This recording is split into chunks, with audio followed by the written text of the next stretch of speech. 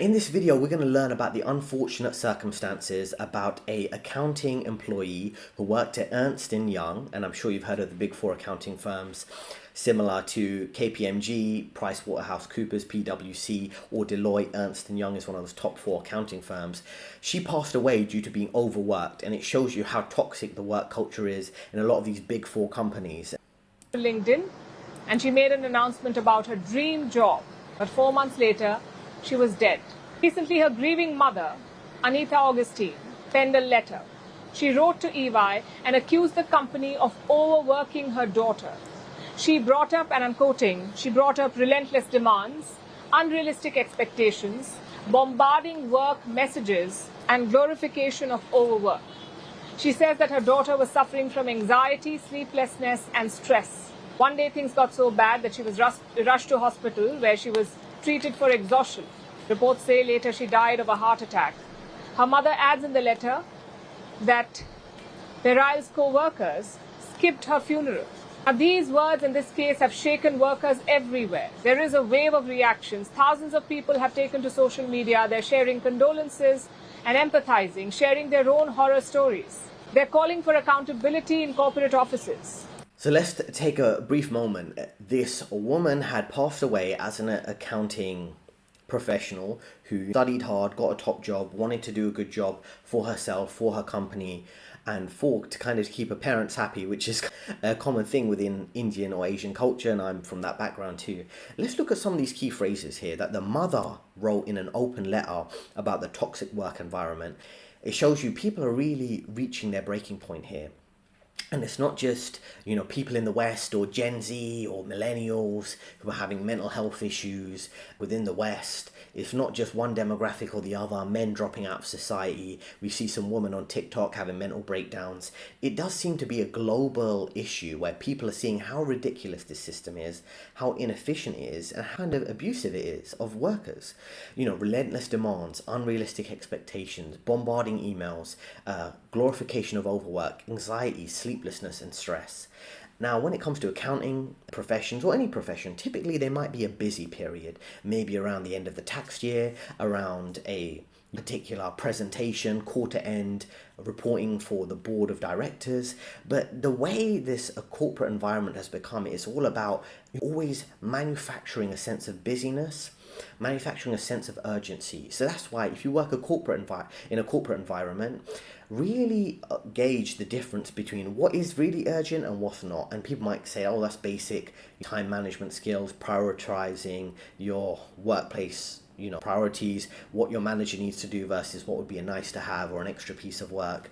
It's a bit deeper than that. It's a bit like seeing through what the management are thinking, what are really the workplace social dynamics. Because I remember many times, and I'd be overworked, not to this extent of course, but if you're new to the channel, I have worked for over 10 years in finance, some top corp companies in investment banking, sales and trading, things like that.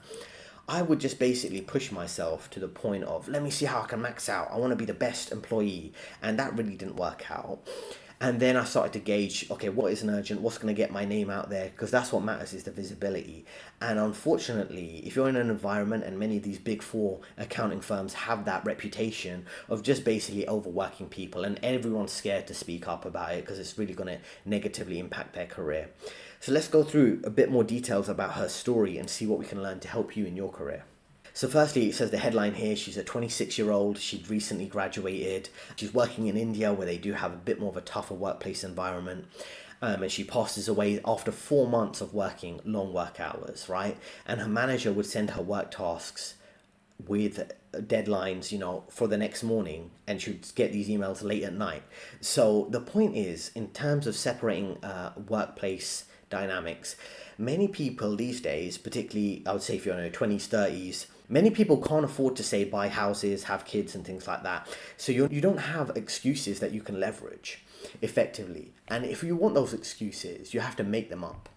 So what I mean by that is she just started, maybe her manager knows, generally her lifestyle outside of work. Maybe she's living with family members. She doesn't have kids to look out for because she's not a mother yet, things like that. That's why she should Set boundaries by setting other excuses. Oh, I really couldn't do that piece of work because I had to pick up my younger brother from school. Things like that. I know it's hard and it's easier said than done, particularly in places like India where a lot of the work that is getting offshored and outsourced from the West, America, the UK, Europe is going to India. They're getting a lot of work and they don't have the kind of good labor laws to push back. But these are the type of things you have to say that, you set a precedent to your manager that, after a certain time, it's family time, whether he likes it or not. And just basically be like, when you frame it like that in a nice way that, after 8 p.m., I'm making food for my family members. I'm, spending time doing homework with my younger brother, teaching him how to do maths or something like that, even if you're not doing that. It basically sets a clear boundary there that, like, I'm doing other productive things and I'm going to always prioritize that over the work. So let's not push me too much. Even if they're pushing you a bit, you got to push back with things like family, health issues, things like that. And anytime you start a company, you should always look at the basics within the employee handbook. What are the rules around sick pay? What are the rules around sick leave? What are the rules around time to spend with your family? This is how ridiculous the world is now. What are the rules around well-being? What type of leverage do you have to get extra sick time? Things like that. Those are all important. So then you can basically set those boundaries. So if your manager's really pushing you in one direction, you have to, I've sent you a piece of work at 10 p.m. at night. Firstly, you shouldn't be logged into the laptop at 10 p.m. at night. Say it's affecting your well-being. Understand what the company's culture is, even though there's companies' cultures are fake. You could just basically say, based on the employee handbook, it says that, we have to look after our well-being, blah, blah. You give them some HR rhetoric and you kind of lean into you don't say it too directly, but you lean into the HR, your employee relations. They want us to maintain good things, and if not, then I'm not playing by the rules of the company. You give them some mumbo jumbo to the manager that they think, this employee might go to senior management. They might go to HR and put the abusive manager back in their place for trying to exploit you in terms of work hours. So there's little things to look out for there. So in the first paragraph, it mentions her name was Anna. And she'd worked as a chartered accountant in India at Ernst Young, and she was dealing with backbreaking workload and work stress. And what is quite interesting here is the level of corporate indoctrination and how it could really impact junior employees. Now, I'm sure some of you watching this with more experience, you're probably a bit better at setting boundaries, seeing through the corporate lies and their type of manipulation. But what this system does, and major corporations, is they really prey on the young employees who, and I've been there myself, so I'm not judging anyone. You might hear more senior employees, like mid-level employees, telling you, don't work too hard, don't overwork yourself. And what they're trying to say in a nice way is like, listen, the company's trying to use you like a slave. Be careful about overworking yourself because it's not going to pay off. They're going to sell you a dream. You're going to get promoted very quickly. You'll have an easier life after that. It's not like that. The system's built to make wage debt slaves. Now, WDS, you've probably seen the term wagee or debt slave, things like this. The system isn't built to build financial freedom, and that's why you need to think outside the box, as I'll explain in some of my videos about how to play the game to make it leverage and work it out for you. But the type of indoctrination is interesting here, right? It says she began to experience anxiety, sleeplessness, and stress soon after joining, but she kept pushing herself, believing that hard work and perseverance were the keys to success. That sounds like corporate indoctrination to me, right? It's part of the initiation process, the intimidation. You're a new joiner at a big name company. When you have a big name company, all that really means is that they've suppressed all the criticism. All the employees that could have pushed back against some toxic work environments, they've been crushed like ants, like worker bees, like worker ants. The big boot of the corporate company has crushed them. That's why there's no criticism against them, right? That's why there's a veil of silence. Corporate silence. No one's allowed to criticize these big four companies unless they leave them permanently, right? And the fact that she talks about hard work and perseverance are the key to success. Yes, they are the key to success, and creativity, which I think often gets left out. But hard work and perseverance, apply that to your life goals, maybe your fitness goals, your side hustle, your own business. When you're in the workplace environment, the keys to success are understanding social dynamics and working in a sustainable way. Working at what would be considered a slow pace if you look at one day's worth of work. But that slow pace you work at in the corporate environment, you might have to sustain for days, weeks, months, years, decades. That's why when you see people and maybe you're more junior and you really want to push yourself to succeed, you're not really going to the hard work is not going to pay off. The reward for hard work is more work, right? You complete loads of work, your manager's going to give you more work and say, tap you on the head and not pay you anything extra, right? You got to persevere, but you got to do it in a smart way, right? The keys to success, like I say, in the corporate environment are very different from what you think in your educational environment. If you study more for your university or your college studies, you might get a better grade. But if you do extra work in your corporate environment, you're not really going to get a better outcome. So just bear that in mind. Another important quote from this article is, the relentless demands and pressure to meet unrealistic expectations are not sustainable, and they cost us the life of a young woman with so much potential. Now, what it's stating here is unrealistic expectations, and this goes back to what I said earlier about these unnecessarily tight deadlines. These companies will push you, and that's why it takes a level of experience, a few years of experience, and something I really tried to emphasize throughout my career advice, the link's in the description if you want to speak with me directly, is that you have to be able to read in between the lines, what is actually urgent and what's not urgent. And this company will dump all these unrealistic expectations on you and take advantage of you being naive and junior until you smarten up and realize, oh, well, that's actually urgent, that's not urgent.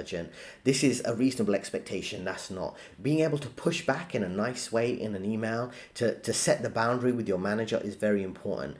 And I'm not saying all of us are going to face the same circumstances as this woman, but I think if most of us are honest, and let me know in the comments, you have sacrificed your health to a certain extent for the sake of your job or your career, however you want to describe it, because of the pressure on you. Maybe that pressure led to unhealthy lifestyle habits, lack of sleep, or maybe a caffeine dependency, drinking on the weekend, things like that. So it's worthwhile thinking, how can you set those boundaries, those realistic expectations, so you don't get exploited and might not face this type of situation where you pass away after 4 months, but you're basically accelerating your deterioration in health at a much accelerated pace compared to living life in a reasonable way on a day-to-day basis. Now, this key point here about the team manager being inconsiderate, assigning work at unreasonable times, impossible deadlines, these are all like red flags, right? And if you're in a workplace environment, there's different ways you can manage it. Playing the victim in the office just so it's clear the manager is exploiting you, maybe speaking with some co-workers at your junior level, seeing what they're saying, speak with other managers in a nice way and say, and you've got to be very strategic how you do this. If you are junior, say you've got two teams and your manager's being unreasonable but another manager's giving more manageable deadlines to their team, you can maybe talk to that manager in a nice way and say, oh, how much time do you roughly give your employees to do this? Do you email them quite late to complete these tasks? And if they're like, no, just say, yeah, I don't understand. My managers, you've got to play naive, you've got to play dumb. Yeah, my managers, he sometimes he emails me like 8 p.m. at night and 10 p.m. and wants me to do work for the next day. Isn't there like some kind of more structured approach to this? Maybe we can discuss this the next day in the morning. Why is this manager taking a completely different approach from that manager? And what you're doing in the nicest way possible, you're basically snitching on your toxic manager up the senior management chain to managers at their level, maybe managers a bit more senior than them, that these are unrealistic deadlines, right? You got to do it in a very strategic way. And that's why this system, it wants subservient slaves in these corporate jobs. So you can't be a bold, assertive, aggressive man in these environments. What you can do, and you can always leverage playing the victim. Oh, I'm overworked. I'm tired.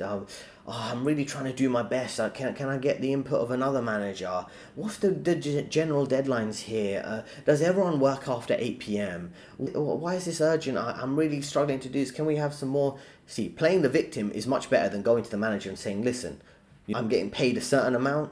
I'm getting paid to work 9 to 5. On occasion, I'll work in the evening if we have a real deadline. So you can't do that at a junior level. You can't talk like that. You really can't talk like that as a man in this society these days because everything's anti-male, right? Even a man being assertive and defending himself is perceived as aggressive these days. So you got to really play the victim. That's really the main card, the victim card, based on race, gender, being overworked, mental health. This is how you gain leverage in this system now. Now, what is an encouraging sign to see is people are pushing back. You see some of it on social media, and I've kind of gone through the article and skipped right to the end here. It talks about other employees who'd been outraged, right? It talks about someone called Joseph and a few other employees who realize they have to set those boundaries, otherwise they're going to be disrespected to the point where it does really negatively impact them, right? So you have to push back, find another job, find a slightly easier job, kick up a bit of a fuss in the right way so you have a bit of leverage to find something that suits you. And what's interesting here is the approach that EY has taken, right? Ernst Young, the company here, they've refuted the allegations. They said that she was given work like any other employee. Now, this company and this toxic manager, who probably won't lose his job, at least for now, because the company doesn't want to take any responsibility or suggest he did anything wrong. But I'm sure that manager will get kicked out in the next 1 or 2 rounds of layoffs because they don't want to have their company linked to that guy. But this company a company that employs you could cost you your life and then play dumb and say, oh, I didn't know what happened. Oh, Ernst Young, oh no, she had normal work like everyone else. There was no work pressure that could have claimed her life. Oh, maybe she was taking things too seriously. This is the level of disposability that you have as an employee. That's why by any means necessary, and again, I help my clients through career coaching, is be like, know your worth, right? There's a term in the finance industry called KYC, know your client. I would say KYW, know your worth, right? Which means that, yeah, of course, at the junior levels, you might have less leverage. You can't really jump to another company. You have to set clear boundaries. And something I would do that would annoy managers, if I'm honest, if I was always working longer hours and other employees were being able to leave work on time or come in slightly late after they go to a gym session in the morning, or just spend the time in the office kind of faffing about, wasting time. I kind of say that, listen, I'm working, I'm doing what I should be doing. Have you taken into account the other co-worker who leaves at 3 p.m. three times a week? They leave at 3 p.m. to collect their kids from school, or they come in late for that. And I'm in a position where that's not my lifestyle, but I don't get that type of flexibility. Why is flexibility afforded to some employees and not others, right? And these are the type of things you have to do in a nice way. Because in that instance, that example I just gave you, it might sound like, oh, I'm playing the victim, which I say does give you leverage in a work environment, or how can I use the example of picking up kids when I don't have kids? Or maybe I'm demeaning working women or working mothers. What I'm really saying from an employment law perspective, and the manager would pick up on that I'm saying this is unfair employee treatment. You're treating one employee one way, giving them flexibility, but you're not giving me flexibility to maybe leave early or leave early at the end of the workday, or come in slightly late because I have other workplace commitments. Or we had one team member and she would always start work on a trading floor. Instead of starting at 8 a.m. like the rest of us, she would start at 9:30 a.m. And she would leave slightly after everyone else had left. And why would she arrive late at 9:30? Not because she had kids to drop off at school, because she wanted to go one of the workplace gym classes. She wanted to do Zumba or whatever in the morning. And it's like, she was basically working a much shorter work day, and she would always leave just after everyone else has left. It's not like she would stay super late to answer questions from the traders and the salespeople. She was basically cutting her work day short through doing a workout in the morning, conveniently timed, allowing her to arrive to the desk late, right, and pretend to be productive. Typical strategies that you need to be aware of, right? Always be able to compare yourself to others to gain a bit of leverage. Now, there's a few quotes here worth considering, right? It says, a former EY employee criticized the work culture at the firm and alleged that employees were often mocked for leaving on time and shamed for enjoying the weekends and not working on the weekends. And this is a major important point, particularly if you're pursuing finance careers, accounting careers at one of these big 4 accounting firms. They really do have this type of ridiculous thing where, oh, who's arriving early, who's staying late. I remember working on a sales and trading floor, and an employee who's kind of underpaid for what they were doing on our team, and they were a mid-level vice president. He was clearly, if you read in between the lines, he was not happy with what he was getting paid. He was kind of probably looking for other jobs, and he did leave shortly after. You can read in between the lines, but he would do his work, and because he was a bit fed up with lack of sufficient pay compared to the market and the job market rate, he basically would always wait until 1 minute past 6 p.m. and leave, or 1 minute past 6:30, which our work time was about 8:30 to 6:30.